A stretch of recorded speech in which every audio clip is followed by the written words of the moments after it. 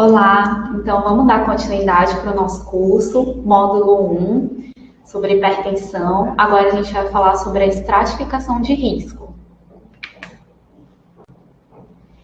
A importância da estratificação de risco. Então, a gente vai estimar o risco de doença cardiovascular em médio a longo prazo, determinar o nível de atenção à saúde, como frequência dos atendimentos. Então, se for uma pessoa de alto risco, ideal que ela tenha consultas mais frequentes. Determinar a precocidade do início do tratamento farmacológico. Então, se for uma pessoa de hipertenso, estágio 1, mas com alto risco, então a gente vai começar mais precocemente o tratamento e determinar a intensidade do controle dos fatores de risco modificáveis. Então, vamos ver uma situação clínica aqui. Mário, 45 anos, ele veio para renovação de receita, uma coisa muito comum, né, na nossa prática. Como a médica Tereza estava ausente, a enfermeira Júlia o atendeu. Júlia observou que fazia mais de um ano que Mário não ia ao BS, ele estava comprando as medicações, ele tratava a hipertensão há 5 anos, usava losartana, 50 mg, com hidroclorotiazida de 25. Conversando um pouco com o Mário, ele não apresentava sintomas. O irmão dele sofreu um infarto aos 50 anos, recentemente, e ele estava muito preocupado com isso. Negava diabetes, não realizou exames laboratoriais recentes. O peso dele era de 95 quilos, a altura 1,70 m, IMC de 33. E a pressão dele estava 140/90. Então, a enfermeira Júlia solicitou os exames de rotina de hipertensão, deixou já agendado uma consulta médica com a Tereza. Ela solicitou os exames glicemia, hemoglobina glicosilada, creatinina, ácido úrico, colesterol total, triglicerídeos, microalbuminúria e eletrocardiograma. A Júlia assistiu a aula anterior. E aí o Mário retorna com a médica. A Tereza olhou o histórico da última consulta, ficou preocupada com o histórico familiar de doença cardiovascular. Conversando com o Mário, ele negou os sintomas, mas ele disse que fumava quando bebia nos finais de semana.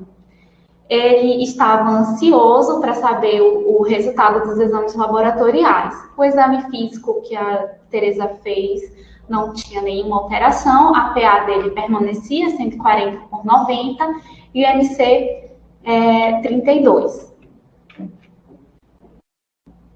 O resultado dos exames, a glicemia dele estava 99, a hemoglobina glicosilada 5,6, a creatinina 1,0, a taxa do resultado glomerular dele era de 90, o ácido úrico 5, o colesterol total 244, o HDL 32, o LDL 172, triglicerídeos 200, a relação albumina-creatinina era de 10 mg por grama e o eletrocardiograma estava sem alterações. Então, o que a gente tem que fazer na estratificação do risco? O que a gente tem que buscar? Identificar os fatores de risco coexistentes na hipertensão. Tá? Buscar as lesões de órgão-alvo. Se tem presença de doença cardiovascular ou renal estabelecida. Então, quais são esses fatores de risco?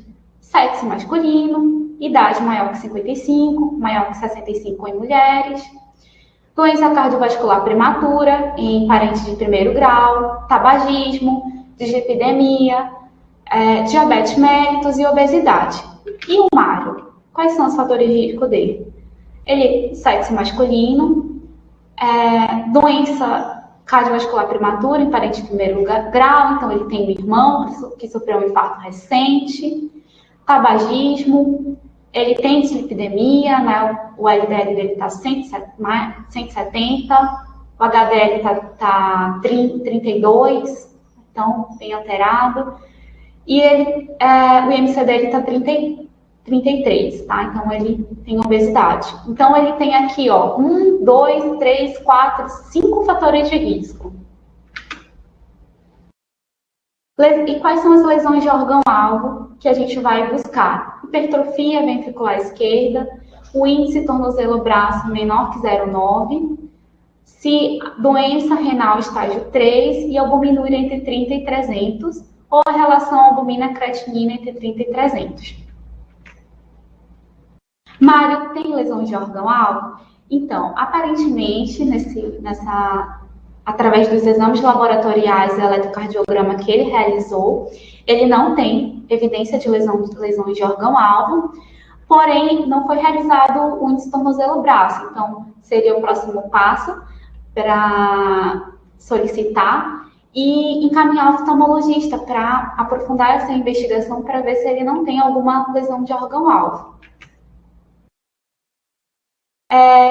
Verificar se a pessoa tem alguma doença cardiovascular ou renal já estabelecida, então, verificar se ele já teve algum AVC, hemorragia encefálica, ataque isquêmico transitório, se já teve angina, infarto, cirurgia de revascularização, insuficiência cardíaca, fibrilação atrial, doença arterial obstrutiva periférica sintomática, aneurisma de aorta, doença renal estágio 4, retinopatia hipertensiva.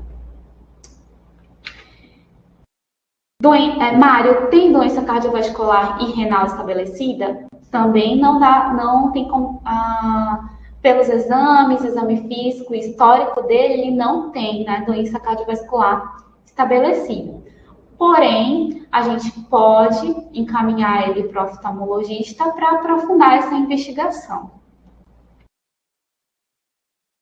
E aí, a partir da identificação desses fatores de risco e da classificação da hipertensão nos estágios, a gente vai classificar os estágios de hipertensão. Então, se for uma pessoa com pré-hipertensão, mas ela já tem uma doença renal, cardiovascular estabelecida, diabetes ou lesão de órgão-alvo, então ela já vai ser automaticamente alto risco, independente do estágio que ela tiver. Agora, se for maior que 3 fatores de risco, pré-hipertensão moderado, o restante alto risco. 1 ou 2 fatores de risco, até o estágio 1 é risco moderado, estágio 2, alto risco. Sem fator de risco, pré-hipertensão sem fator de risco adicional também, ele não é classificado. A partir do estágio 1, risco baixo. Estágio 2, risco moderado. Estágio 3, risco alto. Então, toda vez que uma pessoa tiver PA acima de 180 por 110, ela já vai ser alto risco. Se ela tiver lesão de órgão-alvo, independente da pressão, tiver pré-hipertensão, o risco é alto também, tá bom? E Mário, qual seria a classificação dele? Mário, ele tem 5 fatores de risco, então, assim, a pressão dele está 140 por 90, então o risco dele aqui é alto, tá? Aí, após a gente fazer essa classificação do risco, a gente pode fazer a avaliação do risco global através da calculadora do risco cardiovascular. Essa calculadora, ela não é específica para pessoa com hipertensão. Pode ser usada para todos os indivíduos entre 30 e 74 anos. E essa calculadora estima o risco de desenvolver doença cardiovascular em 10 anos. E auxilia a gente na decisão de prescrição de estatinas. Em pacientes de moderado a alto risco, a gente utiliza a calculadora da Sociedade Brasileira de Cardiologia.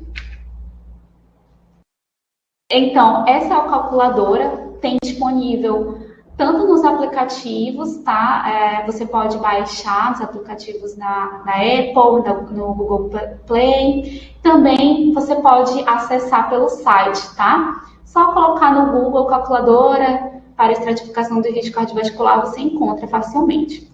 Aí você clica, né? Clica aqui. A primeira pergunta é se tem lesão de órgão alto, tem doença arteriosclerótica significativa, se tem, ele é alto risco automaticamente. Se não, já pula diabetes. Tem diabetes? Não. Aí vai para a etapa 3. Na etapa 3, verificar se tem lesões subclínicas, né? Se o paciente ele tem alguma alteração de carótida, o índice tornozelo-braço menor que 0,9, aneurisma de aorta abdominal, doença renal crônica menor que 60, LDL maior que 190. Se ele tiver algum desses fatores de risco, sim, ele é alto risco, tá? Se você colocar não, aí ele vem aqui para a estratificação. Então, no caso lá do Mário, sexo masculino, idade 45, ele tem 45 anos, a PA dele 140, a PA dele é tratada sim, ele fuma sim, toma estatina não, o colesterol dele 244, o HDL menor que 35. E aí, quando você clica em prosseguir, aparece esse ele classifica em alto risco e define as metas de tratamento e as estatinas recomendadas. A estatina que a gente tem disponível, né, na rede é a simvastatina. A gente pode tentar começar com a simvastatina, a dose de 40 miligramas, e estabelecer um objetivo e reavaliando a cada 3 meses, tá bom? E quais as condutas para o Mário? Então, assim, no final da consulta, a Tereza conversou com o Mário sobre as metas, a classificação do risco de hipertensão e o risco de doença cardiovascular em 10 anos.